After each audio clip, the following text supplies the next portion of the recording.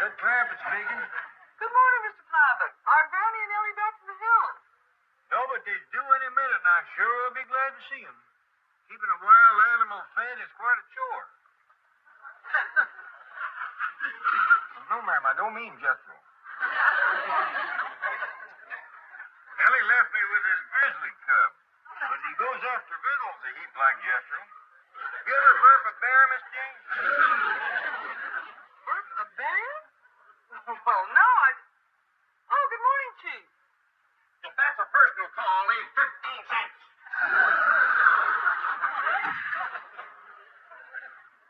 If you'd like me to come over and help, I have had some experience handling beasts.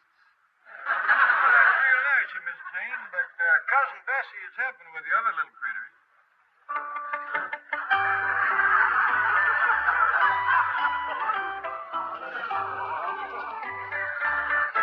Besides, Jethro will be back from the airport with the women folk any time now.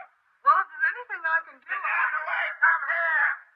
I'm afraid I have to hang up now. Captain Bly wants me.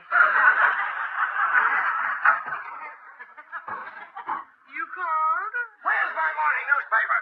Well, Chief, I don't think you should see it. It will only upset you. What could upset me after what I've been through with those hillbillies? Jethro gets his induction notice. Jed buys him a tank. I have to be his tank crew. He dresses me up like Don Hindenburg and I get arrested, and I'm going to be upset by the morning paper. But in a banquet, hear you. Gosh. This gets out.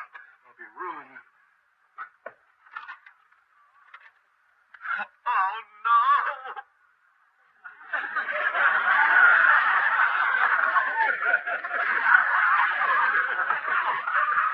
No, Chief. Oh, soldiers never cry. So unfair. Jethro dressed up like General Patton and nobody even saw him. Chief, it's all over. Jethro returned the tank, and right now he's bringing Granny and Ellie home from the airport.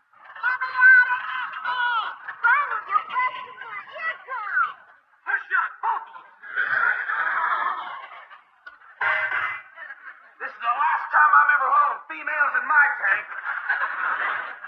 Jethro, I thought you took that tank back to where you got it. I did, Uncle Jed. When I seen the kind of respect a tank general gets, I had to buy it back. You should have seen him saluting me at the airport. Soldiers, sailors, Marines, and Granny and Ellie. In a tank.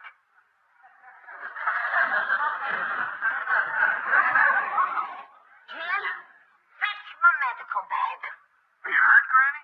No, it's for the general. I ain't hurt. I ain't down there yet. Okay. Jethro's going in the army. Let's be easy on him. Kid, do you know what that boy put Ellie and me through? There ain't room in that thing for four. I ain't neither. Did you say 4? Yeah, we brought you back a surprise. Come on, girl. Oh, Pearl, come with you. Well, that's what we call her. Come on, Pearl.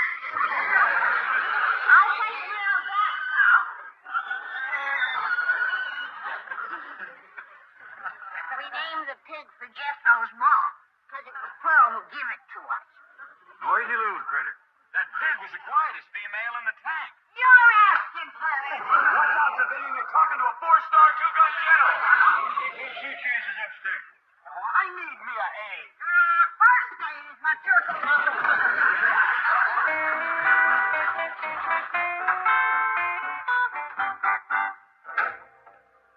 I thought you said Jethro got rid of this thing. Well, that was my understanding. Listen, there's only one way to stop this foolishness.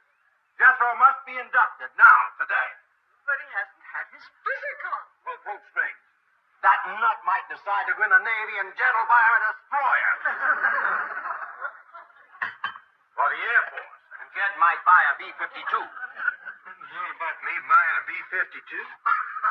I was just wondering what you might buy me. I'm going to be 52. Ooh, a birthday. What do you reckon he'd like, Miss Jean? He'd like to be 52. Where's Ellie Mae? She's out back still wearing that general's uniform?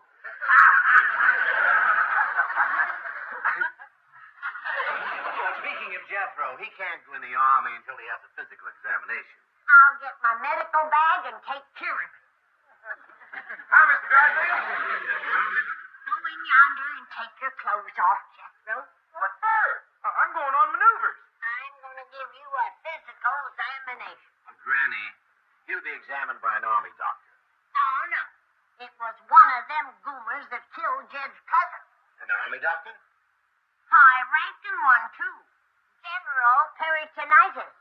General Peritonitis isn't a doctor. We found that out. Oh, take your clothes off, boy.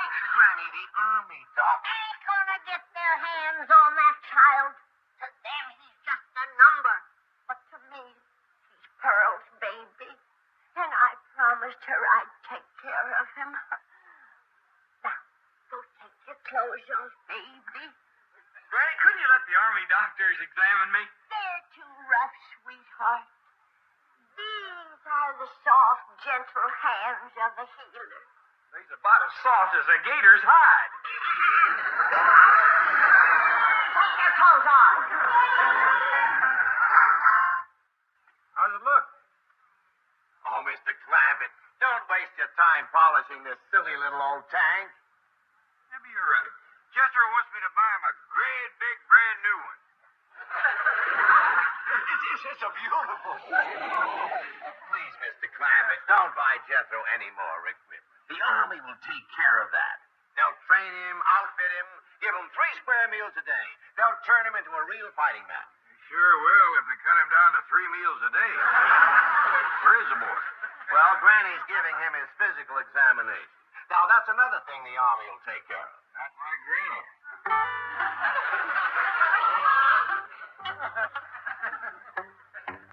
Your temperature's normal. 142. 142 ain't normal. It is if your thermometer has been sterilized in boiling water. Sit down. Cross your legs. I want to check your reflexes.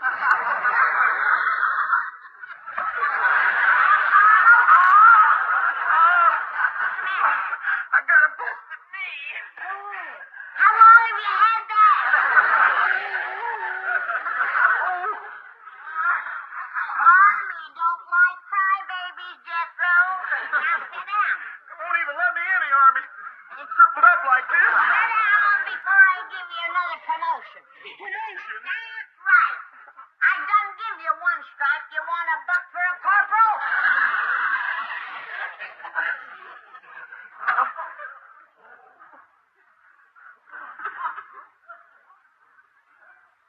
Now, open your mouth and say I want to look down your throat.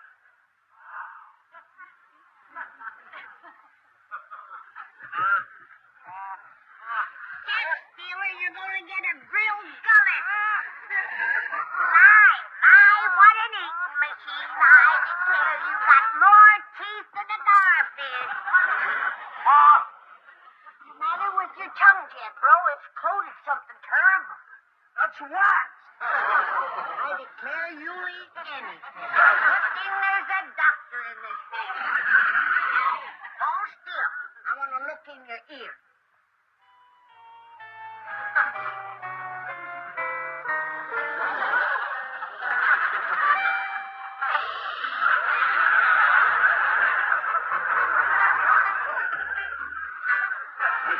Just as I suspected. What? What's the matter? Nothing. Some things the patient is better off not knowing. Now I'm going to take care of that busted knee.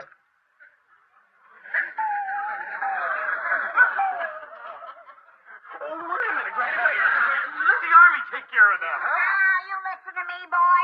Your Uncle Jed is paying for everything else. The only thing I got to offer is my medical skill. And that's going to be my contribution. Yeah, but we have nothing to do with the saw. I'm going to cut you some splints. All right, boy. You can put your clothes on now. What'd you say, Granny? I said you can put your clothes back on.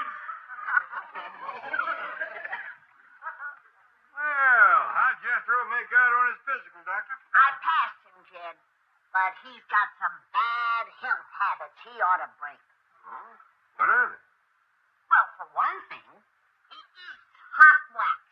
Hot wax? Got the roof of his mouth all sooty. He's bumping into things and busting his knee.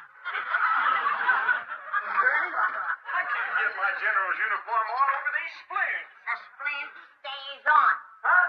I said leave him on. Doctor's orders. And if the knee gets to paining too much, chew some of these gimplings. Oh, gee, Granny, I don't need anything. Well, boy, Mr. Drysdale said... Mr. Drysdale said, wear your regular clothes to the army place. New uniform. Doggone. I ain't hardly in yet, and already I done been busted back to a civilian. Hard to hear it. I put corks in his ear. So the wind won't blow through.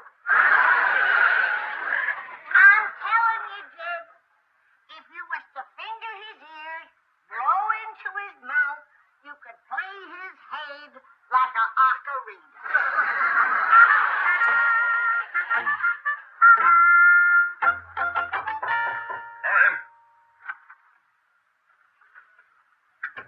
Sir, the young man Mr. Drysdale talked to you about is here, Jethro Bodine. Oh, yes. He's the young man who's so anxious to join up. Yes, sir. By George, it's a pleasure to meet a boy like that. I'm getting sick to my stomach of those draft-dodging, card-binding hippies with their psychiatric cop-outs. They're turning our national symbol from an eagle into a chicken. Now, a boy comes to me who can't wait to serve his country. A boy who loves his country. A boy with blood in his veins instead of flowers in his hair. What's he look like? Well, he's a big, husky fellow, sir. He looks like he came right out of the hill. Another Sergeant York. Well, here's one boy that head shrinking down the hall isn't going to Section 8. Bring him in. Mr. Bodine, would you step in here, please?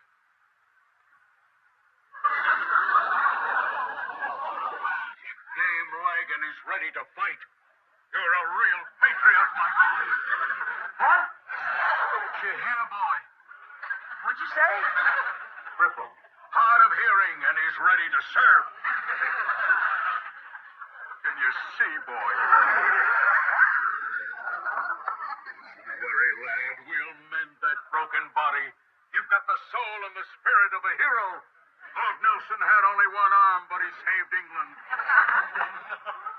Process him, Sergeant. Wait, Mr. Bodine.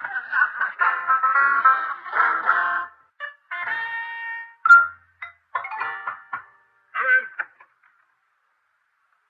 Good afternoon, Colonel. Oh, what do you want, head shrinker? You gonna psych out some more of those mother-hating hippies? No, I came in to talk to you about your hillbilly hero. Who? Superboy, Jethro Bodine. Look here, couch jockey. You're not gonna make one of those Freudian freaks out of this boy. He's got real soldier material. He's the new Sergeant York. You mean Sergeant Bilko? What? I talked to some pretty clever draft dodgers in my day, but this boy is the greatest. You don't know what you're talking about. This boy wants to serve. You just haven't been able to communicate with him. He's hard of hearing, you know. Not anymore. I took the corks out of his ears. Corks? Right ear. Left ear. Oh, come on, Doc. No boy is that stupid. I didn't say he was stupid. In my book, he's a genius. We have had fellas come in here with the lawyers, the mothers, the teddy bears.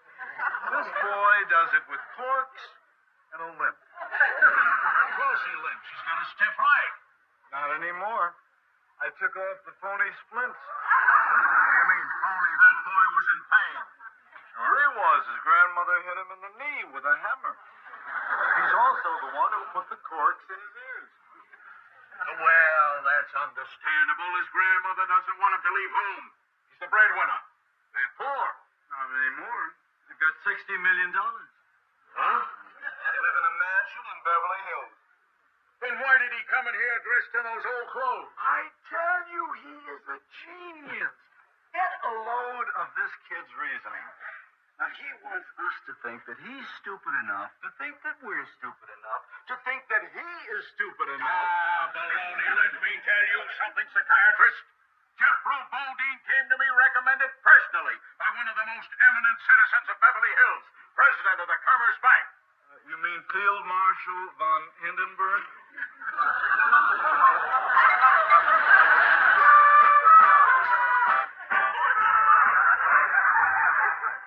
I don't understand this.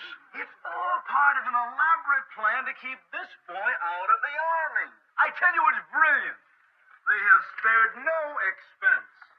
The brain that conceived this idea. Hey! Excuse me, sir. You too, sir. Can I join the army now and go to the front and commence the fighting?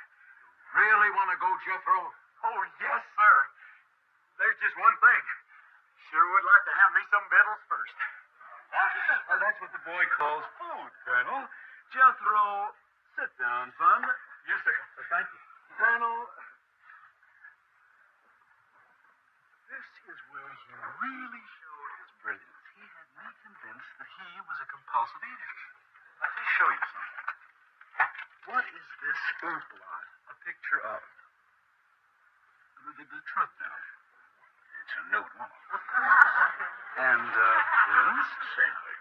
That's right. They're all nudes. You know it. I know it. Rorschach knows it. Get a load of this reaction. Jethro, what is this? Oh, that's a picture of the ham hock you showed me afore. And, this? Hog jows? Pork chops? Chitlins? Possum shakes? Oh, man. Ain't she a beauty? What is it, Jethro? Big, fat old turkey hen. Thank you, Jethro.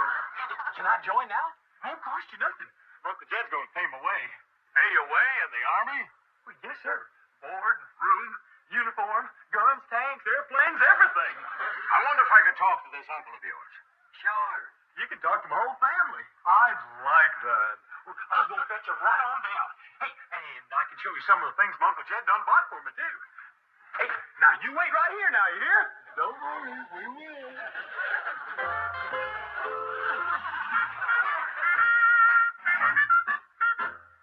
What do you suppose is keeping the boy? He's getting his family together over at Central Casting. Well, he could have a family, you know. Oh, mark my words. He will walk in here with the wildest so-called family you've ever seen. Ah, you're a cynic. I still say that boy... Right in here, sir. Stand at ease, man.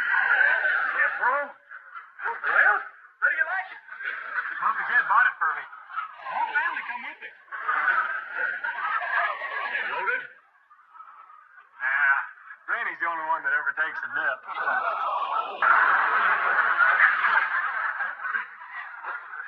Is that Granny? No, of course not. That's Cousin Bessie. That there's Ellie. Mrs. Granny. And that there's Uncle Jed. That's my whole family. Loud enough for you? You must be the rich uncle. Oh, I don't know if you could call me rich. I got about 65 million. That Lord, they just spent $10 million on our castle in England. Really, he ain't interested in our castle. I am. You have a real castle? Yes, sir. Big one? Yes, sir. With a moat and drawbridge and knights in armor? Yes, sir. Any dragons? Yes, sir. Get off. You must be Granny.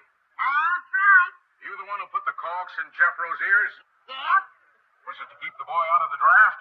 Oh, it was to keep the draft out of the boy. You must be Cousin Bessie. No, sir, I'm Cousin Ellie. This here's Cousin Bessie. I wanted to bring Pearl along, but Granny wouldn't let He ain't interested in Pearl. I am. Pearl is Jethro's mother. I'll give you 2 to 1. He fakes the hostility. Watch this. Jethro? Yes, sir? How do you feel about Pearl? What's there to feel? She's a pig. Terrible thing to say, boy. It's true. She smelled bad enough when there was just the 4 of us in the tank. What tank? Oh, the tank my Uncle Jed bought me. You can see it parked right up front yonder.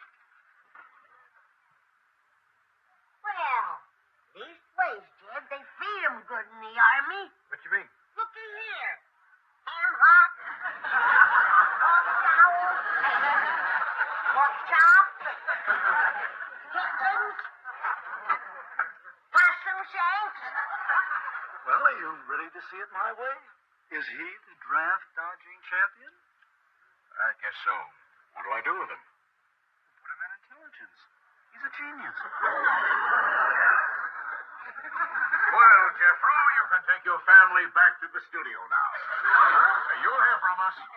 Am I going in the Army? Oh, very likely, very likely. But first, we'll have to find just the right spot for a fellow with your brain. Yeah.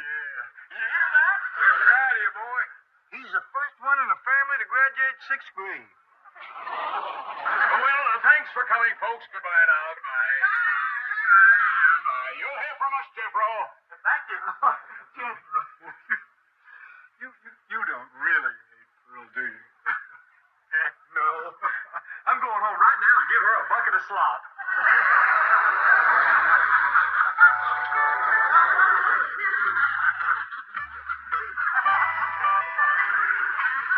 Playing it right to the finish.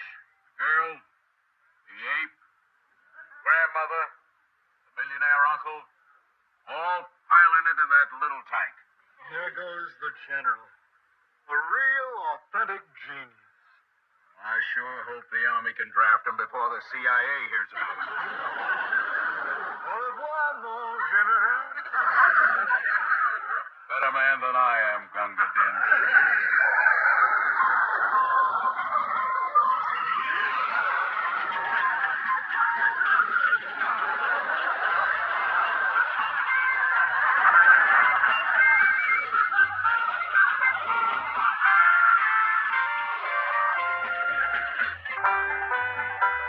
Ellie Mae, get ready and come downstairs.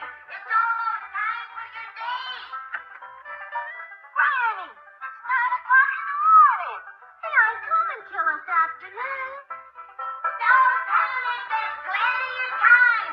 Plenty of dress, Now, hold on, Granny. What's all the commotion? I'm just helping Ellie get ready for her date with Troy Apollo.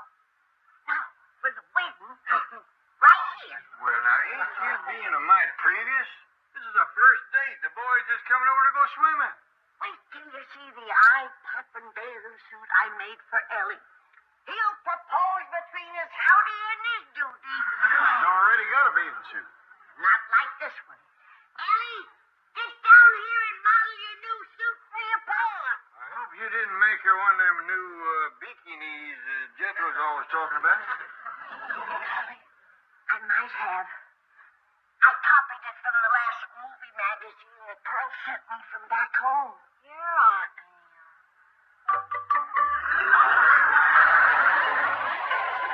Sure ain't no bikini.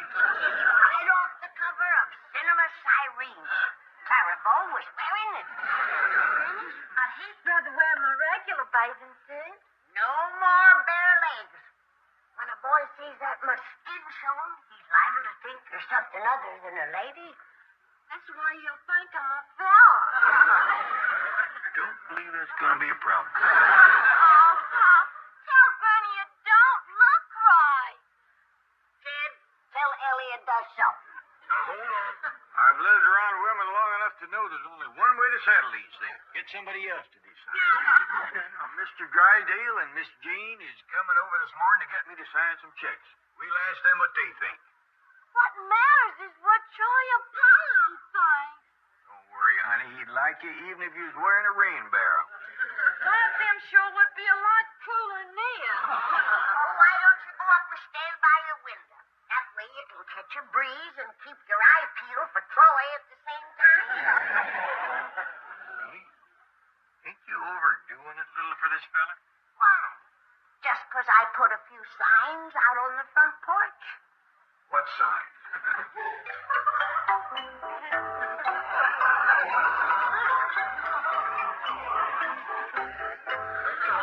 Line up here. Don't crowd. Make your marriage proposals brief. Others are waiting. After he sees all these signs, he'll propose just so he won't feel left out. Granny, I'm ashamed of you. Well, Ellie Mae's gonna need all the help she can get. It won't be too long before she is a full-fledged spinster once she comes mountain age. Granny. And all she'll need is a shawl and a rocking chair and a canal rig. Please stop. It's just a matter of time before she goes walking down that aisle all dressed in white. Yeah, with hair to match.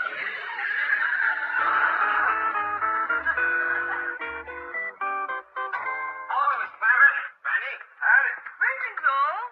Welcome, Troy Apollo. Is this that young singer? Yeah, he's got a blind date with Ellie Mae this afternoon. Oh, wonderful. Blind dates are great. Always a lot of fun.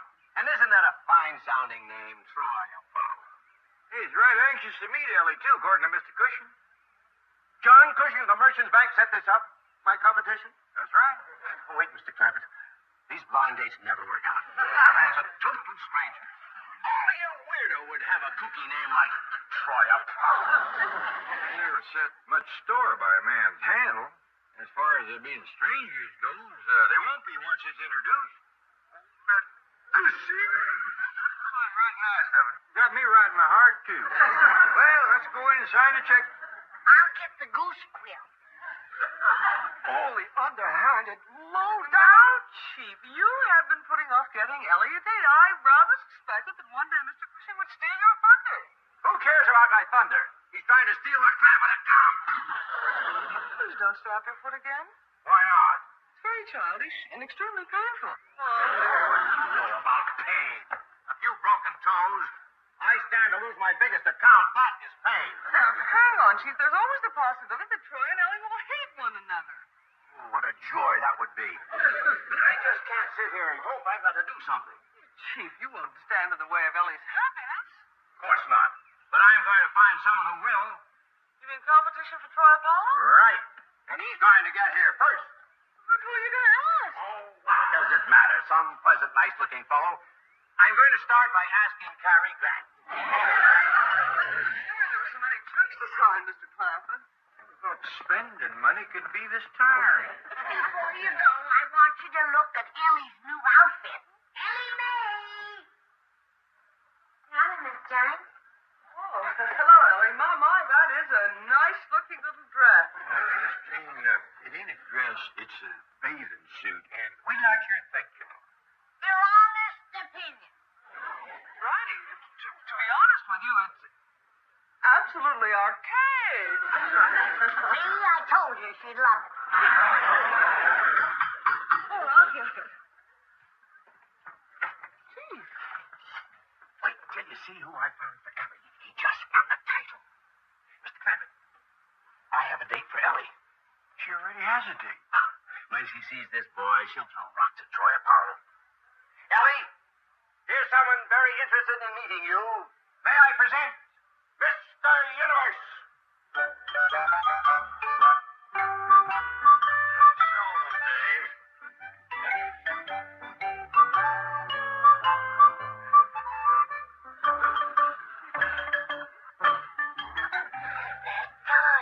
For me, Pop? That's right. Kind of unusual name, Dave Universe. Oh, it's strange. His arms swole up twice the normal size.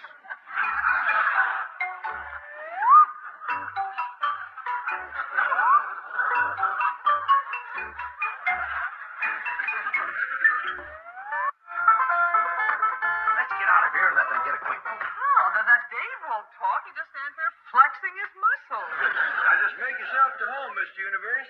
Thank you. Call me Dave. All right, call me Jeb. This here's Ellie and this is Granny. Hi, Ellie. Granny. don't mind. But being a physician, I couldn't help noticing how you're, puffed up all over. Puffed up? You know, I guess you could call it that. I used to weigh 90 pounds. Oh, when did you first notice that your shape was changing? Oh, I suppose within a week or two after I got the barbells. Barbells, huh? That's what done all this? Right. But enough about me. Ellie, why don't you get into a bathing suit? I'm already in one. Oh, I get it. You're wearing it under your sweatsuit. Don't say nothing. Remember, he's sick. Will you hurry up, Miss Hathaway? It's hot out here with the top down. Your concern is touching me. But you have other words. Something tells me that's Troy Apollo. You're just too marvelous. Too marvelous for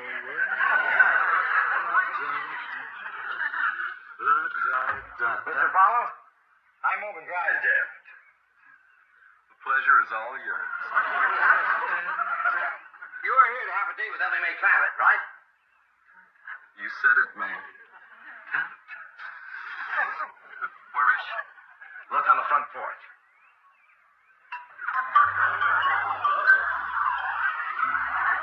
Ellie Mae Claret?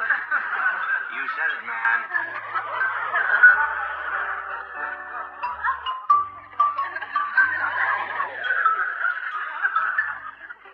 Mr. Cushing told me she was a real fish.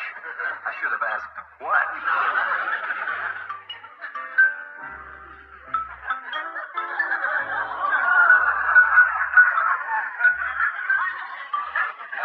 Look, I got a recording session. Why, you haven't even met Ellie. Well, I wish I could. Give her my regrets and tell her to stay with her weightlifting. Maybe it'll help. Anyway, it can't hurt. We're running a little late, folks.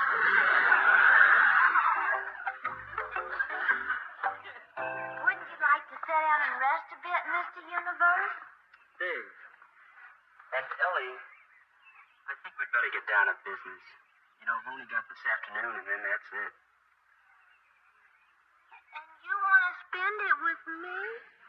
That's right. I want to make you the next Miss Universe. Well, Dave, I know you ain't got much time, but we just met one another. Well, so what, Ellie? I can see you're a beautiful, charming girl. You've got a lovely figure, I think. That's good enough for me. Thank you, Dave. But, I'd better go and see Granny's got lunch ready. No.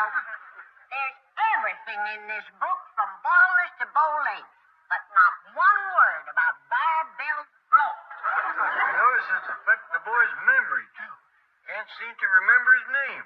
Has to have Mr. Universe printed across his shirt. I don't find a cure for that ailment, but nobody seems to know anything about it.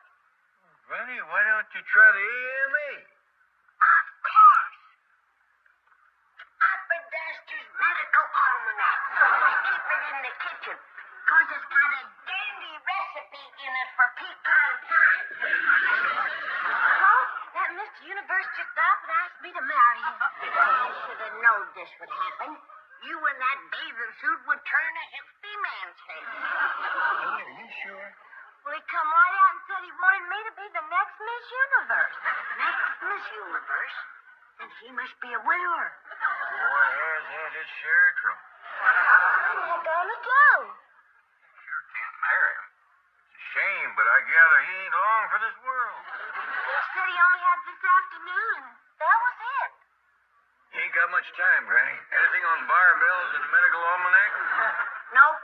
The only thing under B is bellyaches and blueberry muffins. And I reckon it's beholden on all of us to see to it that his last hours are as comfortable as possible.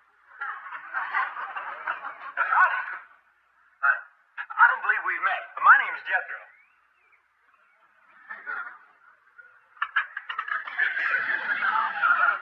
You could have caused a lot of damage just then.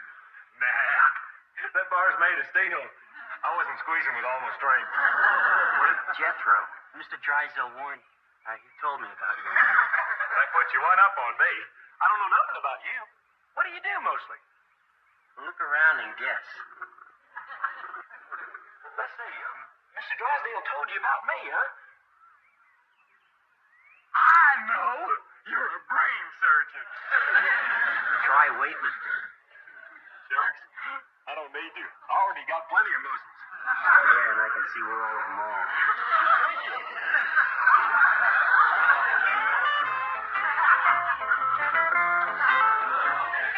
Say, you're a brain surgeon? How come you got Mr. Universe right across your chin? Look, Jethro. I'm not a brain surgeon. My name is Dave. I'm a weightlifter, and I'm here to coach Ellie Mae. She's entered the Miss Universe contest. Well, say, how about that? Anything I can do to help? I don't suppose you'd leave. Yeah, you don't have to worry about that. Well, I left a couple of dumbbells out on the front porch. You think you could bring them back here for me? Sure. What are their names? Their names? Well, I got to call them something. They're dumbbells. I'll be the judge of that. What? I don't believe in mean-mouthing folks just because they ain't smart as me. Well, Granny's working on a cure. You go down there and keep Mr. Universe's mind off his trouble.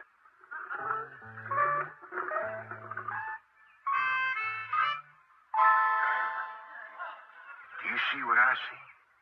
I sure do, Jed.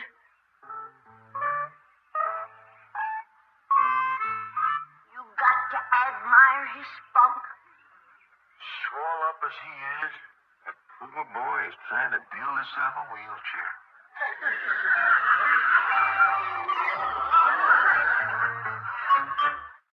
Is Ellie out by the pond with Mr. Universe? Best I seen. How you coming with your barbell cure?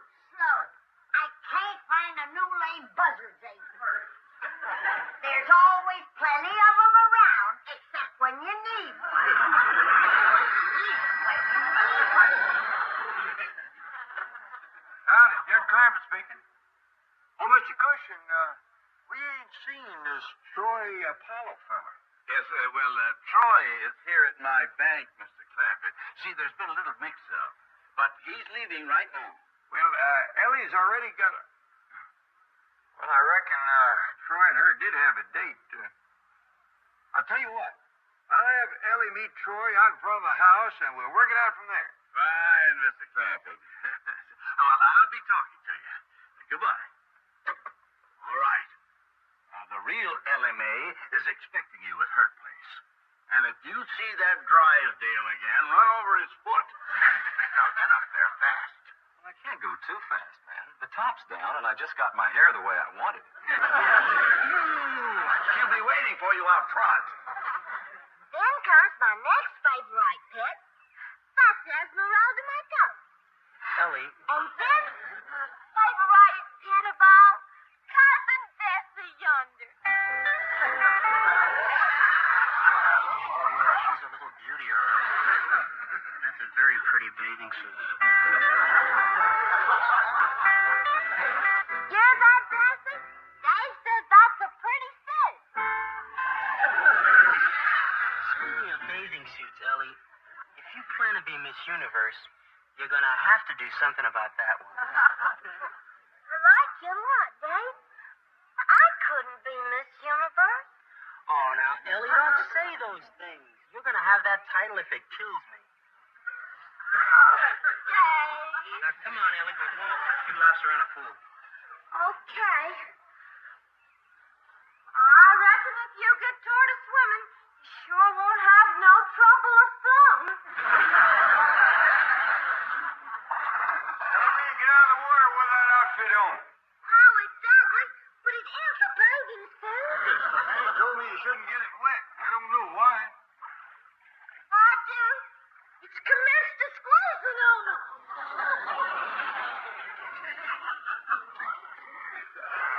What's wrong? From the sound of it, it ain't stopped shrinking yet. I gotta change. Any friends of Dave's around? Y'all, let out a yell. Which your Beverly, this is a hospital zone. Hospital zone? I ain't got time to explain. I'm looking for a biker's egg. I might have to go outside of Beverly Hills to find one. Well, you're standing in the right place. There's a car coming that's going to knock you clean to Pasadena. That might be Troy Apollo. Run, get Ellie.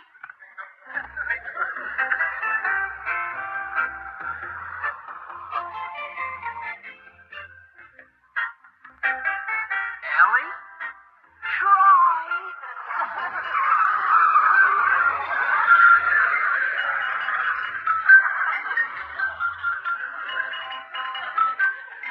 Was that Troy Apollo? Yeah, but you can forget about him. He tore out of here like a scalded cat. He didn't like the looks of the house. Anyway, we gotta turn our attention back to Mr. Universe. He may be sick, but at least he's interested.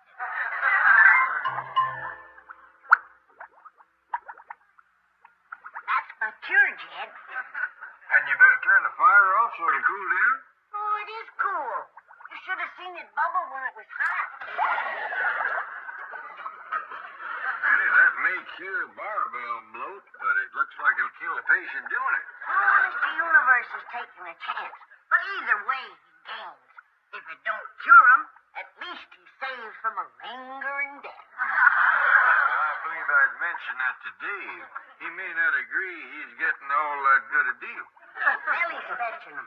But he better not pass this up. It's the best medical science can do for him. Where are you, Granny? Right with you, Granny. As soon as I take a few of these nutrient pills, I fall over without them. Well, you can forget them and the barbells, Mr. Universe. The end is in sight. One way or another. Well, Ellie, all we can do now is hope. Dave is in the hands of a specialist.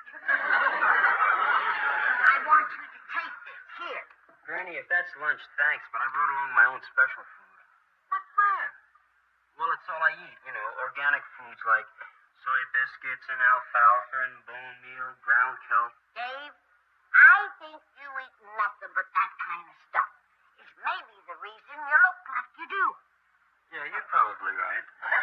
It's that and the barbells. I'm gonna fix you a decent meal before it's too late. But, Granny, I don't have an appetite for regular food. You ain't tasted it the way I fixed it. There.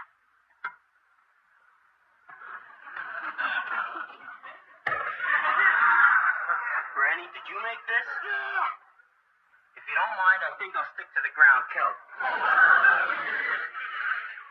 They don't answer the knock. They must not be home. They are home. And you are going to meet the real Ellie Mae Clampett, or I'm withdrawing my bank support for you. And that means you can say goodbye to your ambition to become United States Senator from California. But even I can't win the election on my singing voice alone. Go around back and find Ellie Mae. And to make sure you stay here, I'm going to take your car. I'll pick you up later. Mr. Cushing, Don't press me, Troy. I'm still not sure that America is ready for a senator who uses curlers and a hair net. Ellie, come on, let's go to work. Ellie!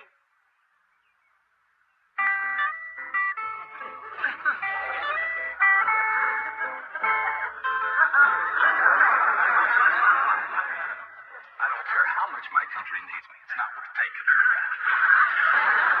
I don't care if she is a snappy dresser.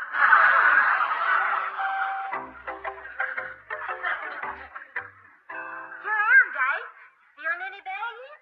Ellie, I feel great. Dave, you're trying yourself. You hadn't ought to be lifting all that weight.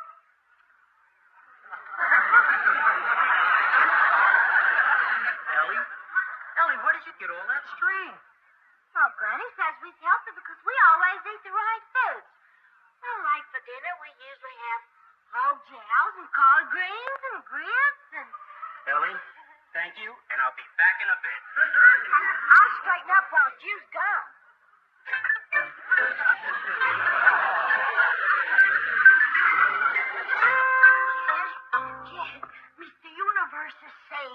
My cure started to work. He's got his appetite back to normal food. I didn't know he'd ever lost it. You should have heard the things he was eating before he took my cure. But a bit ago he came running in here hollering for triple helpings of my hog jolls, collard greens, and grits. Granny, now you better get started on your next cure. What next cure? For indigestion. Eating triple helpings, Mr. Universe is going to need it. Start looking for another buzzard. The story began in a remote and rugged territory where the mountains touched the sky and the whispering winds carried the secrets of the ancient hills.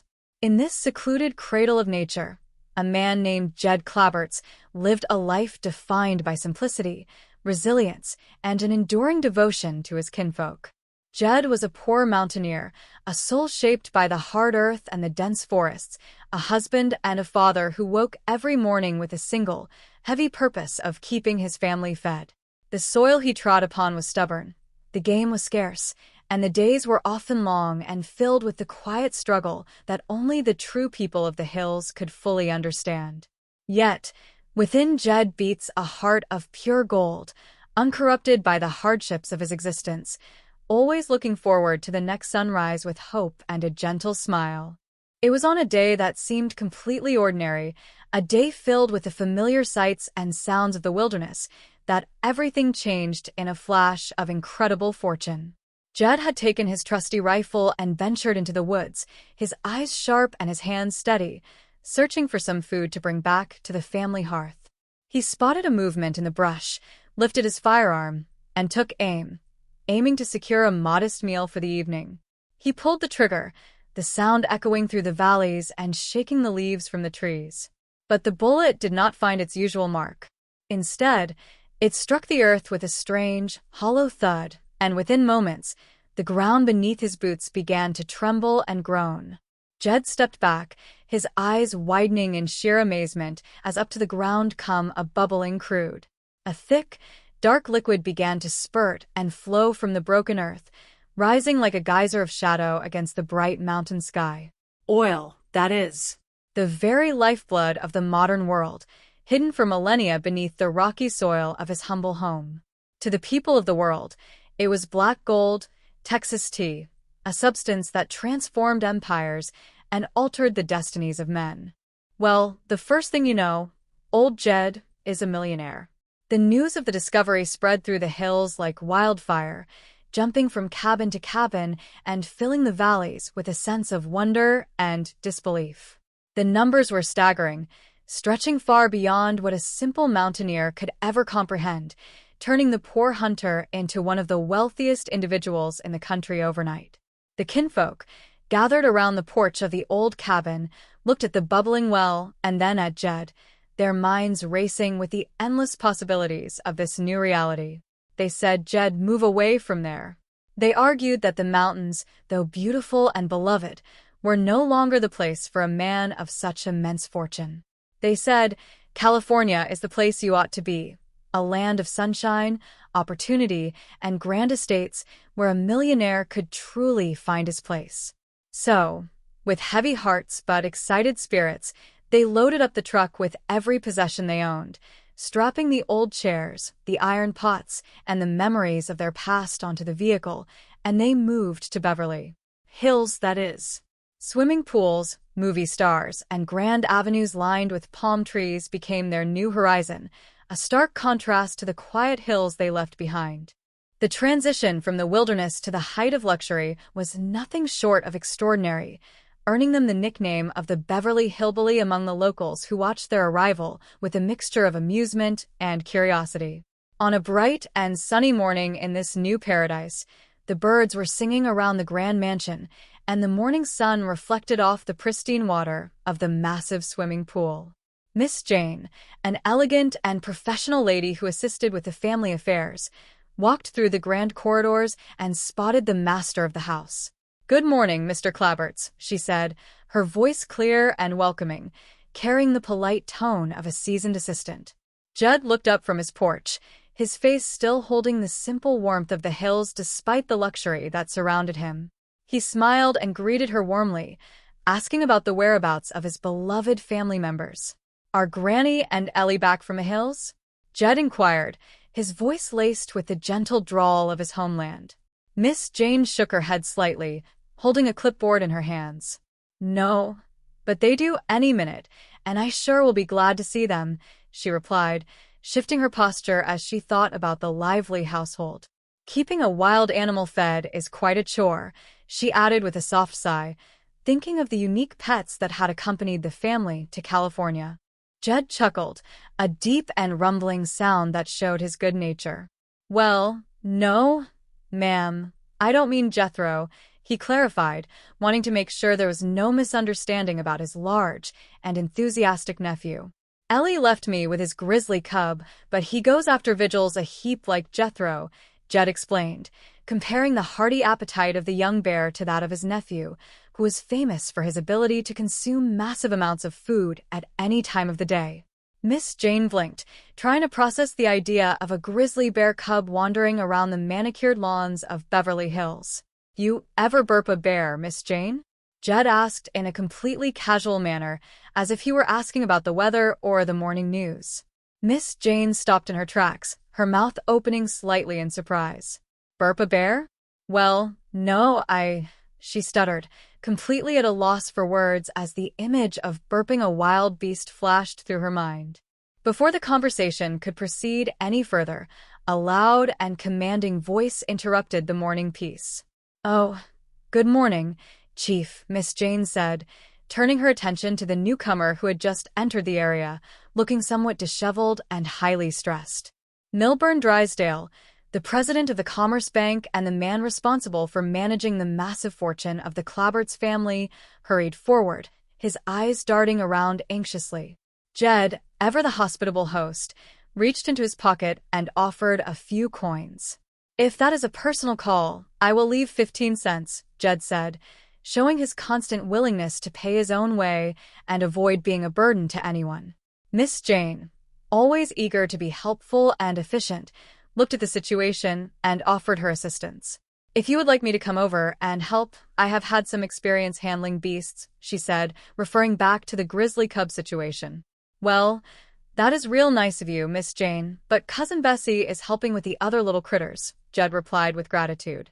"Besides, Jethro will be back from the airport with the womenfolk any time now," he added, looking toward the long driveway. The atmosphere in the grand mansion was always a blend of corporate anxiety and rural chaos, a mixture that kept everyone on their toes. "Well, if there is anything I can do," Miss Jane began, but her sentence was cut short by a sudden commotion near the entrance. "Get back away.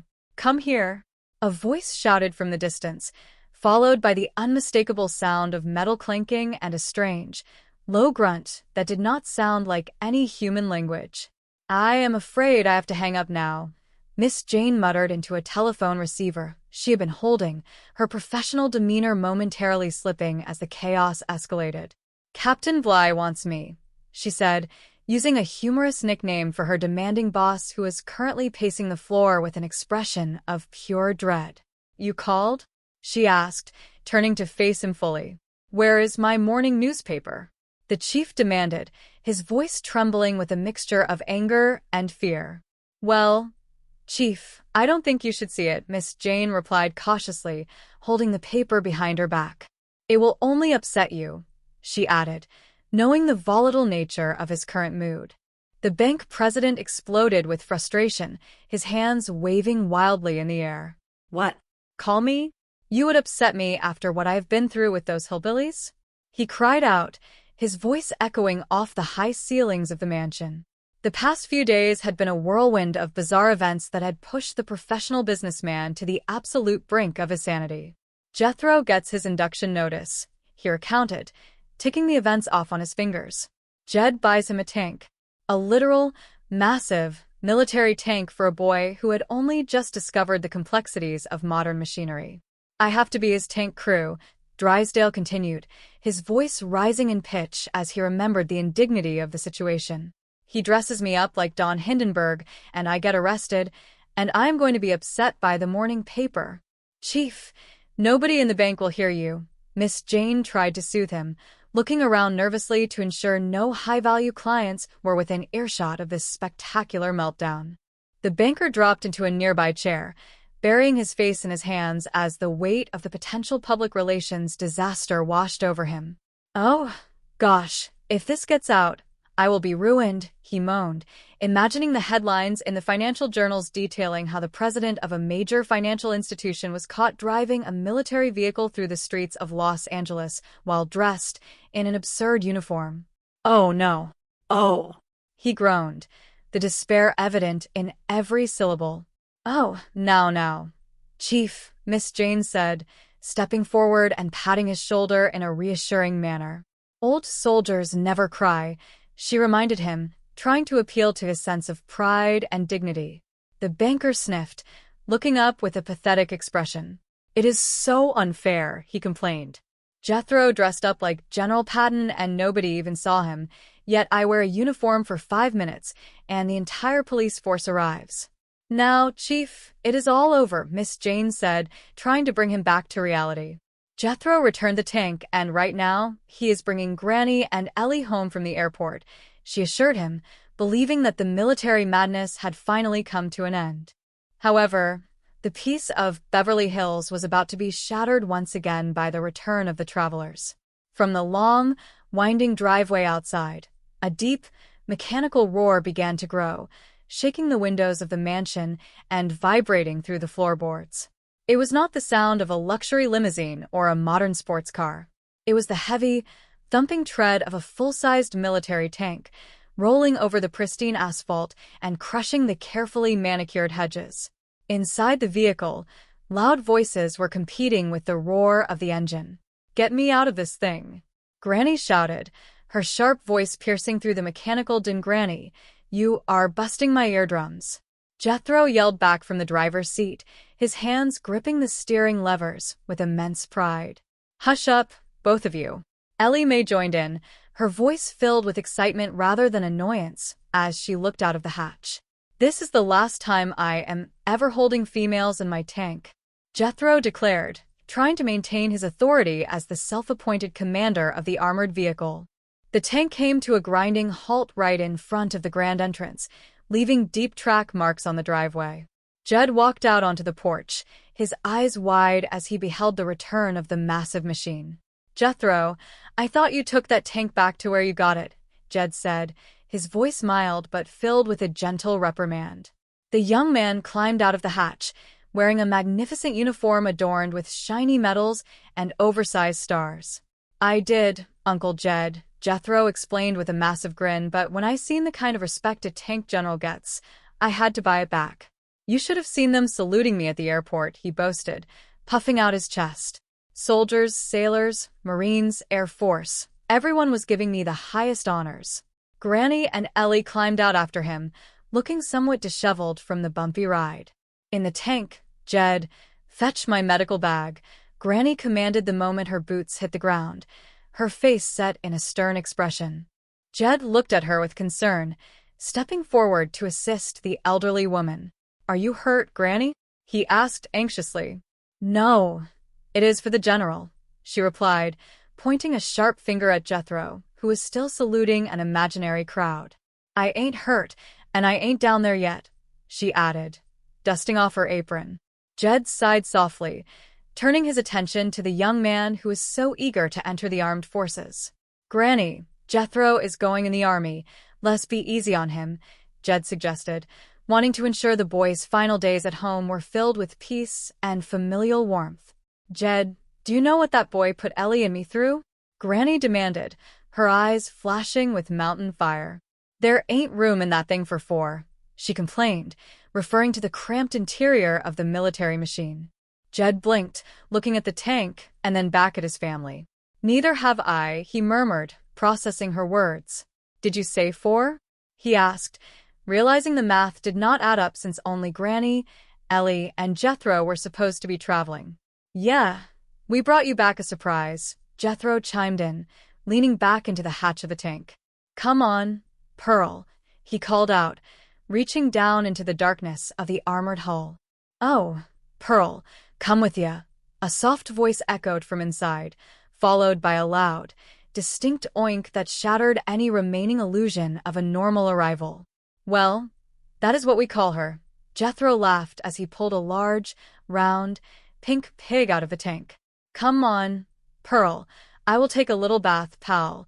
He cooed to the animal, treating it with the utmost affection. Jed stared at the animal, a look of profound confusion on his gentle face.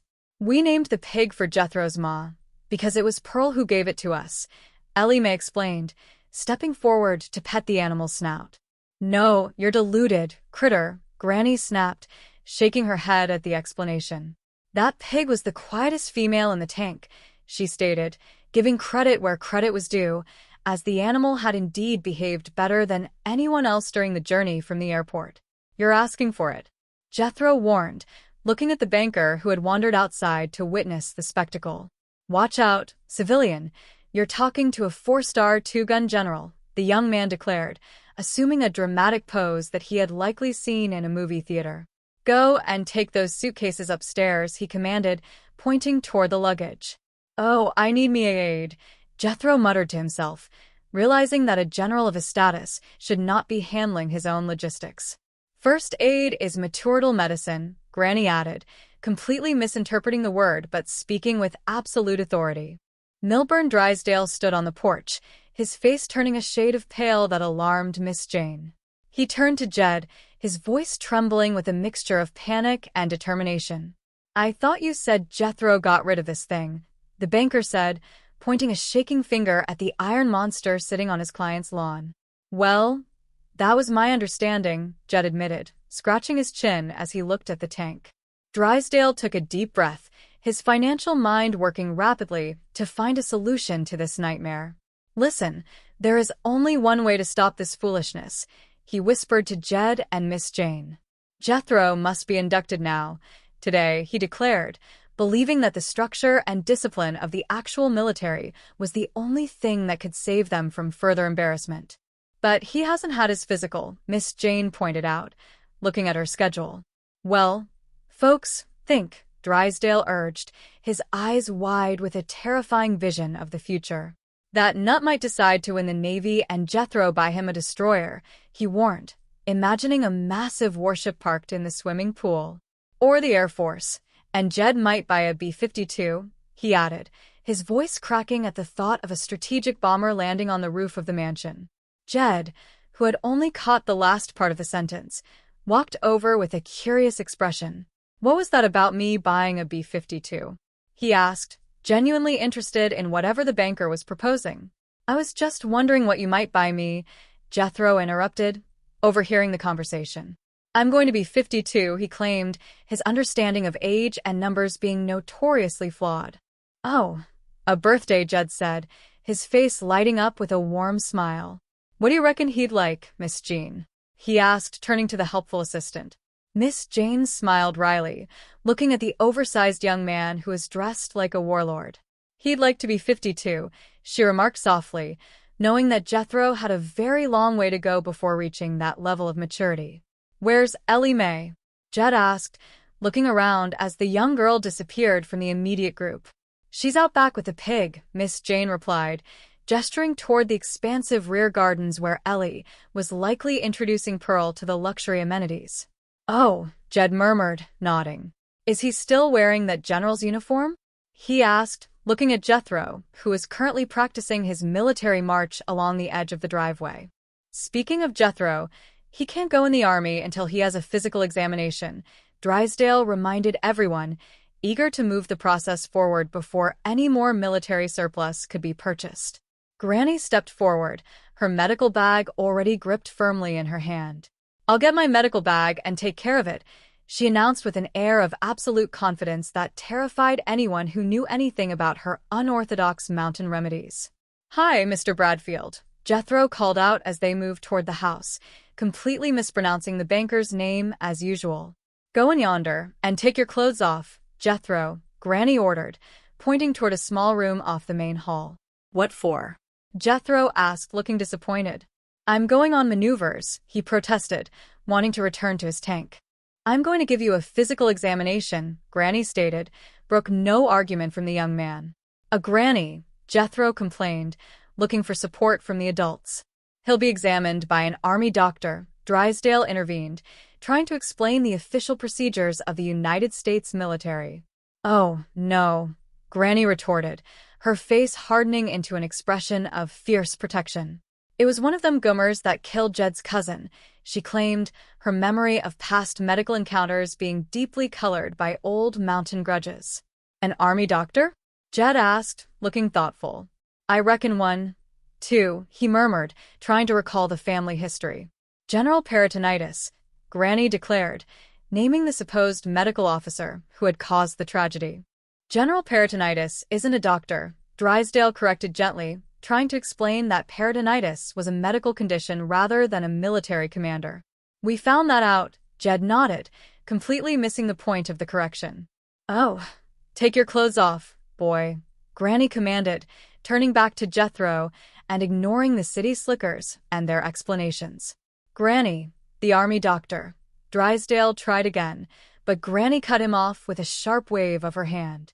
I ain't going to get their hands on that child, she declared fiercely.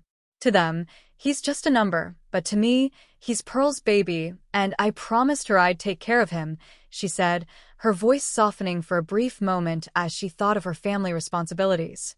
Now go take your clothes off, baby, she ordered, her tone leaving no room for further resistance. Jethro looked at her with wide, pleading eyes, hoping for a sliver of mercy. Granny, couldn't you let the army doctors examine me? He asked in a small voice. They're too rough, sweetheart, Granny replied, her voice shifting into a comforting maternal tone. These are the soft, gentle hands of a healer, she said, holding up her hands which had been hardened by decades of manual labor, chopping wood, and scrubbing floors in the high country. They're about as soft as a gator's hide, Jethro muttered under his breath, knowing better than to say it out loud. Take your clothes off, Granny repeated, pointing toward the examination room. Meanwhile, outside on the driveway, Jed was standing next to the massive iron vehicle, a rag in his hand as he gently rubbed a smudge of dirt off the armor plating. Miss Jane walked out to join him, looking at the contrast between the simple man and the machine of war. How's it look? Jed asked, looking up with a pleasant smile. Oh, Mr. Clavitt, don't waste your time polishing this silly little old tank, Miss Jane said kindly, using her own variation of his name as she tried to discourage the family's interest in military hardware. Maybe you're right, Jed mused, looking at the metal surface. Jethro wants me to buy him a great big brand new one, he mentioned, causing Miss Jane's heart to skip a beat. It's just a beautiful tank, she said quickly, trying to find a balance between politeness and prevention. Please, Mr. Clavitt, don't buy Jethro any more equipment, she pleaded, her voice earnest. The army will take care of that. They'll train him, outfit him, give him 3 square meals a day, she explained, painting a picture of an efficient, cost-effective military life. They'll turn him into a real fighting man, she assured him. Jed nodded slowly, considering her words with his usual wisdom. Sure will. If they cut him down to 3 meals a day, Jed remarked, knowing that Jethro usually consumed about 6 massive meals a day just to maintain his energy. Where is the boy? Jed asked, looking toward the house.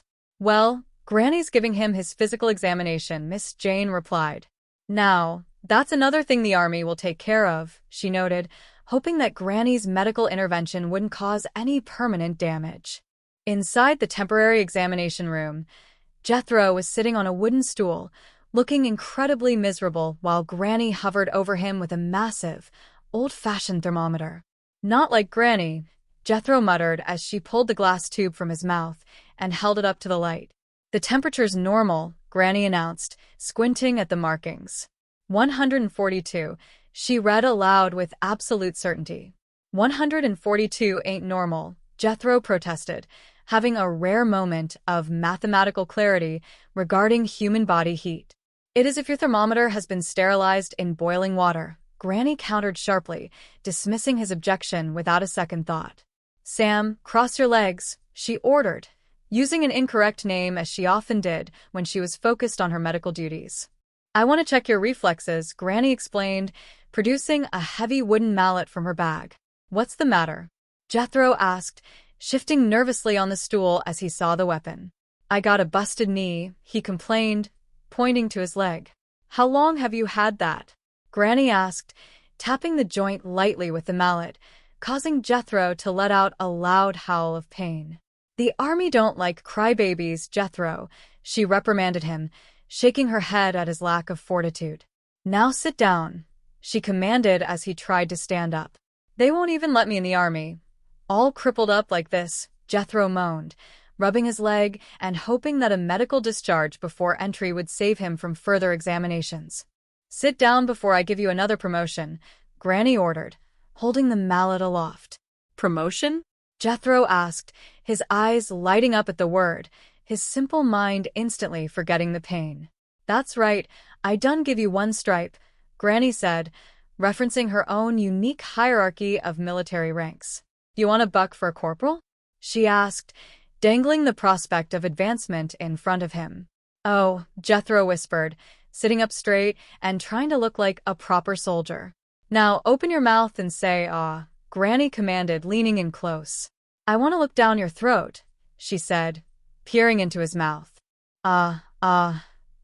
Jethro droned, opening his jaws as wide as they could go. "Tex dealer, you're going to get a grilled gullet," Granny remarked, using a colorful mountain phrase as she peered into the dark cavern of his throat. My, what an eating machine," she muttered in amazement. "I declare you've got more teeth than a garfish," she said, marveling at his dental structure. Jethro continued to drone until Granny tapped his chin. "What's the matter with your tongue, Jethro?" she asked, frowning deeply as she examined the surface. "It's coated something terrible," she observed with concern. "That's wax," Jethro admitted sheepishly, remembering a small snack he had enjoyed earlier in the day. "I declare you eat anything," Granny sighed, shaking her head at his bizarre dietary choices. "Good thing there's a doctor in this family," she said, taking pride in her medical knowledge. "Now, hold still. I want to look in your ears," she commanded, grabbing his earlobe and peering into the canal. "Just as I suspected," she muttered, her face turning pale as she stepped back with a look of profound mystery. What's the matter?" Jethro asked, suddenly terrified by her reaction. Nothing," Granny said quickly, waving her hands. "Some things the patient is better off not knowing," she stated, creating an aura of medical secrecy that made Jethro's imagination run wild. "Now, I'm going to take care of that busted knee," she announced, turning back to her bag. "Oh, wait a minute, Jethro pleaded, pulling his leg away as he saw her reach for a large, rusty tool. "Let the army take care of that, huh?" he suggested, hoping that corporate military medicine would be less terrifying than Granny's remedies. "Now, you listen to me, boy," Granny said, her voice turning stern and serious. "Your Uncle Jed is paying for everything else," she reminded him, pointing toward the window where the grand mansion and the tank stood as symbols of their wealth. "The only thing I've got to offer is my medical skills, and that's going to be my contribution," she stated with immense pride, viewing her healing arts as her unique gift to the family's war effort. Yeah, but what are you fixing to do with the saw?" Jethro asked, his voice cracking as she produced a woodcutter's saw from the bottom of her bag. "I'm going to cut you some splints," Granny explained calmly, as if she were preparing a salad. "Oh," Jethro whimpered, closing his eyes as she began to work. After a few minutes of loud sawing and the rustling of heavy bandages, Granny stood back, admiring her work. "All right, boys, you can put your clothes on now," she announced, packing her tools back into the bag. "What did you say, Granny?" Jethro asked, his voice sounding strange and muffled. "I said you can put your clothes back on," she repeated, louder this time. "Well, how'd Jethro make out on his physical doctor?" Jed asked as he entered the room, looking at his nephew who was now standing up, looking completely ridiculous with large pieces of wood tied tightly to his legs. "I passed him, Jed," Granny announced proudly, wiping her hands on a cloth. "But he's got some bad health habits he ought to break," she added, looking at the young man with a critical eye. "Oh? What are they?" Jed asked, genuinely curious about the medical findings. "Well, for one thing, he eats hot wax," Granny revealed, causing Jed to lift an eyebrow in surprise. Hot wax. Jed repeated, wondering where the boy was even finding such a substance. He's got the roof of his mouth all sooty, Granny explained. He keeps bumping into things and busting his knee, she added, pointing to the heavy wooden splints she had affixed to his legs. Granny, I can't get my general's uniform on over these splints, Jethro complained, trying to pull his fancy trousers over the thick pieces of wood. A splint stays on, Granny commanded, her voice firm. Huh? Jethro asked, leaning his head forward, with a blank expression. I said leave them on. Doctor's orders. Granny shouted, wanting to ensure her medical advice was followed to the letter. If he gets the pain and too much, chew some of these gimflings, she added, handing him a small pouch of dried mountain herbs that smelled strongly of pine and old dirt. Oh, gee, Granny, I don't need any of this, Jethro mumbled, stuffing the pouch into his pocket. Well, boy, Mr. Drydale said, Jed began, trying to remember the banker's advice regarding the induction center. Mr. Drydale said wear your regular clothes to the army place, Jed reminded him, pointing to the old, patched overalls and flannel shirt that Jethro had worn back in the mountains. New uniform, Jethro sighed, looking down at his old clothes with a sense of profound disappointment. Doggone. I ain't hardly in yet, and already I've been busted back to a civilian, he lamented, feeling the sting of a demotion before his military career had even officially begun. Well, she ain't hardly hearing, Jed noted, observing that Jethro was staring blankly at the wall and didn't seem to notice the conversation around him. I put corks in his ears, Granny revealed with a smug smile, pointing to the 2 large wine corks that were currently protruding from Jethro's ear canals. What for? Jed asked, staring at the corks in confusion. So the wind won't blow through, Granny explained, as if it were the most logical medical preventative measure in the world. Granny, Jed sighed, shaking his head at her unique understanding of human anatomy. I'm telling you, Jed, if you wish to finger his ears, blow into his mouth, you can play his head like an ocarina, Granny joked, her mountain humor coming to the surface as she admired her handiwork. A short time later, the scene shifted to the local military induction center, a place of stark white walls, official posters, and an atmosphere of intense bureaucratic efficiency.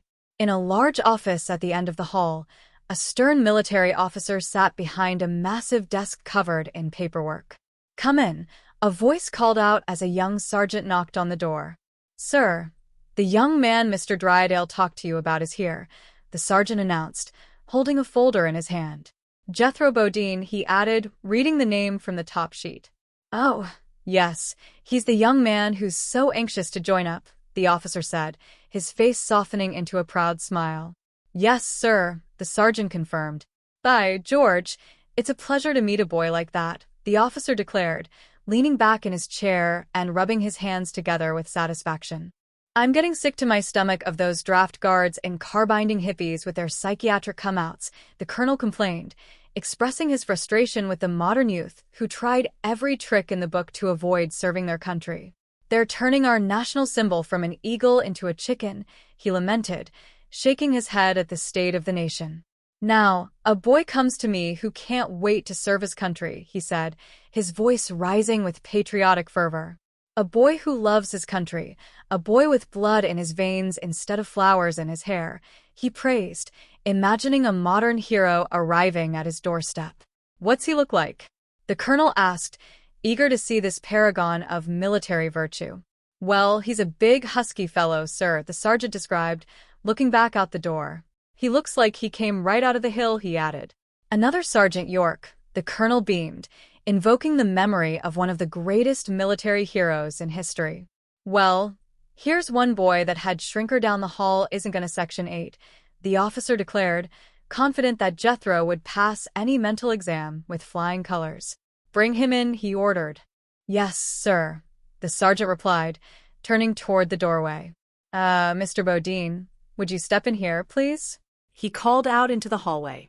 Jethro entered the office, walking with a dramatic, stiff-legged limp due to Granny's wooden splints, his head tilted slightly to the side because of the corks in his ears, and his old mountain clothes looking wildly out of place in the neat military environment. The colonel looked at him, his eyes filling with a mixture of pity and intense admiration. "Look at that, a game leg and he's ready to fight," the officer whispered to the sergeant, deeply moved by the sight. "You're a real patriot, my boy," the colonel said loudly, standing up from his desk to greet the newcomer. Huh? Jethro asked, staring blankly at the officer's moving lips, but hearing absolutely nothing through the thick corks. "Don't you hear, boy?" Jed, who had accompanied his nephew into the building, asked, tapping Jethro on the shoulder. "What did you say?" Jethro shouted back, his own voice unnaturally loud as is common for people who cannot hear themselves speak. "Crippled, hard of hearing, and he's ready to serve," the colonel remarked, his admiration growing by the second as he beheld what he believed to be a young man overcoming incredible physical challenges just to join the fight. Can you see, boy? The officer asked, leaning forward and looking into Jethro's eyes. What? Jethro asked again, looking completely bewildered by the entire situation. "Don't you worry, lad. We'll mend that broken body," the colonel promised, placing a reassuring hand on Jethro's flannel-clad shoulder. "You've got the soul and the spirit of a hero," he declared, inspired by the boy's apparent determination. Clark Nelson had only one arm, but he saved England, the officer reminded his staff, drawing historical parallels to Jethro's condition. "Process him, Sergeant," the colonel commanded, eager to secure this prize recruit for the United States Army. "Yes, sir," the sergeant replied, gesturing for Jethro to follow him out of the room. "This way, Mr. Bodine," he said, guiding the young man toward the administrative section. A few minutes later, another man entered the colonel's office, wearing a white lab coat and holding a clipboard, his expression carrying the weary professionalism of a military psychiatrist. "Come in," the colonel said, looking up from his desk. "Good afternoon, Colonel," the psychiatrist greeted him, stepping into the room. What do you want, head shrinker?" the colonel asked, his tone turning suspicious as he looked at the medical professional. "You gonna psych out some more of those mother-hating hippies?" he inquired, expecting another lecture on the mental state of modern youth. No, I came in to talk to you about your hillbilly hero," the psychiatrist replied, taking a seat opposite the desk. "Who?" the colonel asked, blinking. "Superboy, Jethro Bodine," the doctor clarified, looking at the file in his hands. "Look here, couch jockey," the colonel warned, leaning forward and pointing a stern finger at the doctor. "You're not going to make one of those Freudian freaks out of this boy," he declared, defending his new favorite recruit. "He's got real soldier material. He's the new Sergeant York," the officer asserted with absolute conviction. "You mean Sergeant Bilko," the psychiatrist countered with a dry smile, referencing a famous fictional character known for his schemes and trickery. What? the colonel demanded, his face reddening. "I talked to some pretty clever draft dodgers in my day, but this boy is the greatest," the doctor stated, admiration for the sheer audacity of Jethro's presentation evident in his voice. "You don't know what you're talking about," the colonel barked. "This boy wants to serve. You just haven't been able to communicate with him," he insisted. "He's hard of hearing, the officer added, pointing to his own ears. "Not anymore. I took the corks out of his ears," the psychiatrist revealed, placing 2 large wine corks on the colonel's desk with a soft thud. "Corks?" the colonel asked, staring at the objects in disbelief. "Right ear, left ear," the doctor confirmed, pointing to each one in turn. "Oh, come on, Doc," the colonel scoffed, trying to dismiss the revelation. "No, boy, is that stupid?" he asked, wondering if the young man was simply a victim of mountain ignorance. "I didn't say he was stupid," the psychiatrist corrected him. "In my book, he's a genius," the doctor declared, looking at the situation from a psychological perspective. "We have had fellas come in here with the lawyers, the mothers, the teddy bears," he recounted, listing the various methods young men use to avoid service. "This boy does it with corks and a limp," he pointed out, marveling at the simplicity of the plan. "Of course he limps. He's got a stiff leg," the colonel argued, holding on to his original assessment.